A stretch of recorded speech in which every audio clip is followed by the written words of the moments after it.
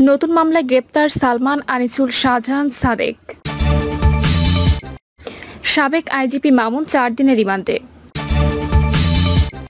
4 বিভাগে অতি ভারী বৃষ্টি ও ভূমিধসের আশঙ্কা। বাংলাদেশিদের উল্টো করে ঝুলিয়ে রাখলে ভারতের ক্ষমতার গদি উল্টে যাবে, বলছেন রাশেদ। এবং সর্বশেষ জানাবো, যাই ঘটুক অন্তর্বর্তী সরকারকে সমর্থনের অঙ্গীকার সেনাপ্রধানের। শুনছিলেন সংবাদ শিরোনাম, এবারে বিস্তারিত। নতুন মামলায় গ্রেপ্তার সালমান, আনিসুল, শাহজাহান, সাদেক। বৈষম্যবিরোধী ছাত্র আন্দোলনের গুলিতে হত্যার ঘটনায় রাজধানীর পৃথক থানায় দায়ের করা হত্যা মামলায় সাবেক প্রধানমন্ত্রী শিল্প ও বিনিয়োগ বিষয়ক উপদেষ্টা সালমান এফ রহমান, সাবেক আইনমন্ত্রী আনিসুল হক, সাবেক এমপি শাহজাহান খান ও সাবেক সংসদ সদস্য সাদেক খানকে গ্রেপ্তার দেখানো হয়েছে। এর মধ্যে সালমান এফ রহমান ও আনিসুল হককে রাজধানীর শেরে বাংলা নগর থানা ও তেজগাঁও থানার পৃথক 2 মামলায় গ্রেপ্তার দেখানো হয়েছে। অপরদিকে শাহজাহান খান ও সাদেক খানকে তেজগাঁও থানার 1 মামলায় গ্রেপ্তার দেখানো হয়েছে। এরপর তাদের পক্ষে আইনজীবী জামিন আবেদন করেন।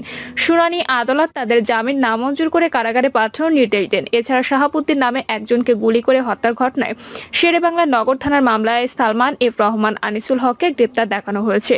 আর কবি নজরুল সরকারি কলেজের শিক্ষার্থী তাহিদুল ইসলামকে হত্যার ঘটনায় তেজগাঁও থানায় মামলায় সালমান এফ রহমান, আনিসুল হক, শাহজাহান খান ও সাদেক খানকে গ্রেপ্তার দেখানো হয়েছে। সাবেক আইজিপি মামুন 4 দিনের রিমান্ডে। বৈষম্যবিরোধী আন্দোলনে চলাকালে রাজধানীর চানখারপুলে স্কুল ছাত্র ইসমামুল হক গুলি করে হত্যার অভিযোগে সাবেক পুলিশ মহাপরিদর্শক আব্দুল্লাহ আল মামুনকে 4 দিনের রিমান্ডে পাঠানোর আদেশ দিয়েছেন আদালত। ঢাকার মেট্রোপলিটন ম্যাজিস্ট্রেট সাইফুজ্জামানের আদালত তার এই রিমান্ড মঞ্জুর করেন। জানা যায়, চানখারপুলে গুলির ঘটনায় গত 5 আগস্ট মোহাম্মদ ইসমামুল হক নামে একজন নিহত হন। এই ঘটনায় শেখ হাসিনা সহ 5 জনের নাম উল্লেখ করে আরও অনেককে অজ্ঞাত দেখিয়ে গত 25 আগস্ট নিহতের পর ভাই মোহাম্মদ মহিবুল হক বাদী হয়ে শাহবাগ থানায় একটি হত্যা মামলা দায়ের করেন। 4 বিভাগে অতি ভারী বৃষ্টি ও ভূমিধসের আশঙ্কা। সক্রিয় মৌসুমী বায়ুর প্রভাবে দেশের 4 বিভাগে ভারী থেকে অতি ভারী বৃষ্টির আভাস দিয়েছে আবহাওয়া অধিদপ্তর। ভারী বৃষ্টির কারণে পাহাড়ি এলাকায় কোথাও কোথাও ভূমিধসের আশঙ্কা রয়েছে।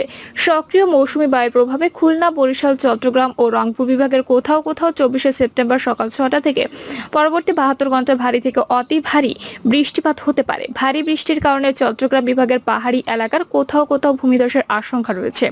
এদিকে গত কয়েকদিনের তীব্র গরমের পর মধ্যরাতে রাজধানীতে মুষলধারে বৃষ্টির সঙ্গে থেমে থেমে বজ্রপাত হয়েছে। তাতে অনেক দিন পর জনজীবনে কিছুটা স্বস্তি ফিরেছে।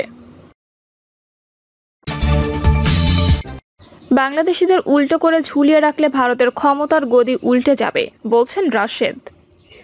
ভারতের স্বরাষ্ট্রমন্ত্রী ও ভারতীয় জনতা পার্টির নেতা অমিত শাহ বাংলাদেশিদের উল্টো করে ঝুলিয়ে সোজা করার মানবাধিকার পরিপন্থী বক্তব্যের তীব্র নিন্দা ও প্রতিবাদ জানিয়েছেন জাতীয় গণতান্ত্রিক পার্টির সহসভাপতি ও দলীয় মুখপাত্র রাশেদ প্রধান। তিনি বলেছেন, ভারতের স্বরাষ্ট্রমন্ত্রী বাংলাদেশের জনগণ নিয়ে যে উদ্ধতপূর্ণ মন্তব্য দিয়েছেন তার প্রতিদান হিসেবে খুব শিগগির ভারতীয়দের জন্য 7 নম্বর মহাবিপদ সংকেত অপেক্ষা করছে। বাংলাদেশিদের উল্টো করে ঝুলিয়ে রাখলে ভারতের ক্ষমতার গদি উল্টে যাবে বলে এ সময় তিনি মন্তব্য করেন। ভারতের প্রধানমন্ত্রী নরেন্দ্র মোদী স্বরাষ্ট্রমন্ত্রী অমিত শাহকে হুঁশিয়ার করে রাশেদ প্রধান বলেন, সীমান্তবর্তী দেশগুলোর মধ্যে অনুপ্রবেশ নতুন কোনো ঘটনা নয়। এর অর্থ এই নয় যে অনুপ্রবেশকারী বাংলাদেশিদের আপনারা উল্টো করে ঝুলিয়ে রাখবেন। আমরা ভুলি নাই, ফেলানিকে হত্যা করে আপনারা কাঁটাতারের বেড়ায় উল্টো করে ঝুলিয়ে রেখেছিলেন, সেই দিন আর নাই। দেশে আপনাদের পুতুল সরকার শেখ হাসিনা নাই। আমাদের উল্টো করে ঝুলিয়ে রাখার হুমকি দেবেন না। বাংলাদেশ প্রতিবাদে ঝড় উঠলে ভারতে আপনাদের ক্ষমতার গদি উল্টে যাবে। তিনি বলেন, শক্তি থাকলে ক্ষমতা দেখাবেন না, আর যদি ক্ষমতা দেখাতেই হয় তাহলে সঠিক জায়গায় দেখান। অবৈধভাবে ভারতে অনুপ্রবেশকারী শেখ হাসিনাকে উল্টো করে ঝুলিয়ে রাখেন। বাংলাদেশের আজাদি পাগল জনগণকে নিয়ে খেলার চেষ্টা করা হলে পরিণতি ভালো হবে না। তিনি অন্তর্বর্তী সরকারের উদ্দেশ্যে বলেন, অমিত শাহর মানবাধিকার পরিপন্থী উদ্ধতপূর্ণ বক্তব্যের কঠোর প্রতিবাদ জানান। শেখ হাসিনাকে ভারত থেকে ফেরত আনেন। আওয়ামী লীগের রাষ্ট্রবিরোধী ষড়যন্ত্র রুখে দিন, অন্যথায় ভারত ও শেখ হাসিনা ষড়যন্ত্রের মাধ্যমে বাংলাদেশ আবারও রক্তের সাগরে পরিণত হতে পারে। যাই ঘটুক অন্তর্বর্তী সরকারকে সমর্থনের অঙ্গীকার সেনাপ্রধানের। ছাত্র জনতার তুমুল বিক্ষোভের জেরে গত 5 আগস্ট প্রধানমন্ত্রীর পদ থেকে ক্ষমতাচ্যুত হন শেখ হাসিনা। সেই দিনে সামরিক হেলিকপ্টারে ভারত পালাতে বাধ্য হন। এরপর থেকে ভারতে অবস্থান করছেন তিনি। হাসিনার দেশ ছেড়ে পালানোর পর নোবেলজয়ী অর্থনীতিবিদ অধ্যাপক ডক্টর মোহাম্মদ ইউনূসের নেতৃত্বে গঠিত হয় অন্তর্বর্তী সরকার। এই সরকার ইতিমধ্যে দেশের প্রধান প্রধান খাতে সংস্কারের উদ্যোগ নিয়েছেন। এমন পরিস্থিতিতে প্রধান উপদেষ্টা ডক্টর ইউনূসের সরকারের প্রতি দৃঢ় সমর্থন ব্যক্ত করেছেন বাংলাদেশের সেনা প্রধান জেনারেল ওয়াকারুজ্জামান। বার্তা সংস্থা রয়টার্সের প্রতিবেদনে এই তথ্য জানানো হয়েছে। প্রতিবেদনে বলা হয়েছে, শেখ হাসিনার পতনের পর ক্ষমতায় আসা অন্তর্বর্তীকালীন সরকারের নেওয়া প্রধান প্রধান সংস্কার কাজগুলো সম্পূর্ণ করতে সাহায্য করার জন্য যাই হোক না কেন অন্তর্বর্তী সরকারকে সমর্থন করার প্রতিশ্রুতি দিয়েছেন বাংলাদেশের সেনা প্রধান, যাতে আগামী 18 মাসের মধ্যে দেশে নির্বাচন অনুষ্ঠিত হতে পারে। রয়টার্স বলছে, গত আগস্ট মাসের শুরুর দিকে জেনারেল ওয়াকার এবং তার সেনারা হাসিনার বিরুদ্ধে ছাত্রদের নেতৃত্বাধীন প্রবল বিক্ষোভে তাদের পাশে দাঁড়ায় এবং এর মাধ্যমে হাসিনার 15 বছরের ক্ষমতায় থাকার পর অপসর নিশ্চিত হয়ে যায়। তিনি প্রতিবেশী ভারতে পালিয়ে যান। রাজধানী ঢাকায় রয়টার্সকে সাক্ষাৎকার দেন জেনারেল ওয়াকার। সাক্ষাৎকারে তিনি বলেছেন, নোবেল পুরস্কার জয়ী অধ্যাপক মোহাম্মদ ইউনূসের নেতৃত্বাধীন সরকারের অন্তর্বর্তী প্রশাসনের প্রতি তার পূর্ণ সমর্থন রয়েছে। জেনারেল ওয়াকার বলেন, আমি তার পাশে থাকব যাই হোক না কেন, যাতে তিনি তার মিশন সম্পন্ন করতে পারেন। হাসিনার বিদায়ের কয়েক সপ্তাহ আগে সেনাপ্রধানের দায়িত্ব গ্রহণ করেছিলেন জেনারেল ওয়াকারুজ্জামান। সাক্ষাৎকারে তিনি বলেছেন, সংস্কারের পর গণতন্ত্র উত্তরণ 1 বছর থেকে 1.5 বছরের মধ্যে করা উচিত। তবে এই সময় তিনি ধৈর্য ধরার উপর গুরুত্ব আরোপ করেন। তিনি বলেন, আপনি যদি আমাকে জিজ্ঞাসা করেন তাহলে আমি বলবো এই সময়সীমার মধ্যেই আমাদের গণতান্ত্রিক প্রক্রিয়ায় প্রবেশ করা উচিত। জেনারেল ওয়াকার বলেন, অন্তর্বর্তীকালীন সরকারের প্রধান উপদেষ্টা ডক্টর ইউনূস এবং তিনি প্রতি সপ্তাহে বৈঠকে মিলিত হচ্ছেন এবং তাদের মধ্যে খুব ভালো সম্পর্ক রয়েছে। দেশকে স্থিতিশীল করার জন্য সরকারের প্রচেষ্টাকে সমর্থন করে বাংলাদেশ সেনাবাহিনী বলে জানিয়েছেন তিনি।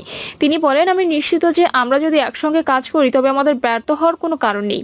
আমি এমন কিছু করব না যা আমার সংস্থার ক্ষতি করে, বলেন সেনাপ্রধান। তিনি বলেন, আমি একজন পেশাদার সৈনিক, আমি আমার সেনাবাহিনীকে পেশাদার রাখতে চাই।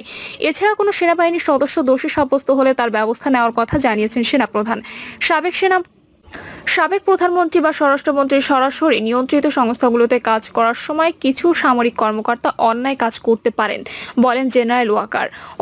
রয়টার্স বলছে, দীর্ঘমেয়াদে জেনারেল ওয়াকার সেনাবাহিনীকে রাজনৈতিক প্রতিষ্ঠানকে দূরে রাখতে চান। বাংলাদেশ সেনাবাহিনীতে 1,30,000-এরও বেশি সৈন্য রয়েছে এবং জাতিসংঘ শান্তিরক্ষা মিশনের অন্যতম প্রধান সেনা প্রেরণকারী হচ্ছে বাংলাদেশ। জেনারেল ওয়াকার বলেছেন, এটি কেবল তখনই ঘটতে পারে যখন রাষ্ট্রপতি এবং প্রধানমন্ত্রীর মধ্যে ক্ষমতার কিছুটা ভারসাম্য থাকে, যেখানে সশস্ত্র বাহিনীকে সরাসরি রাষ্ট্রপতির অধীনে রাখা যায়। প্রেরণকারী হচ্ছে বাংলাদেশ। জেনারেল ওয়াকার বলেছেন, এটি কেবল তখনই ঘটতে পারে যখন রাষ্ট্রপতি এবং প্রধানমন্ত্রীর মধ্যে ক্ষমতার কিছুটা ভারসাম্য থাকে, যেখানে সশস্ত্র বাহিনীকে সরাসরি রাষ্ট্রপতির অধীনে রাখা যায়। প্রিয় দর্শক, এই ছিল এখনকার সর্বশেষ সংবাদ। আপডেট সব সংবাদ পেতে চ্যানেলটি সাবস্ক্রাইব করে বেল আইকনটি ক্লিক করে রাখুন।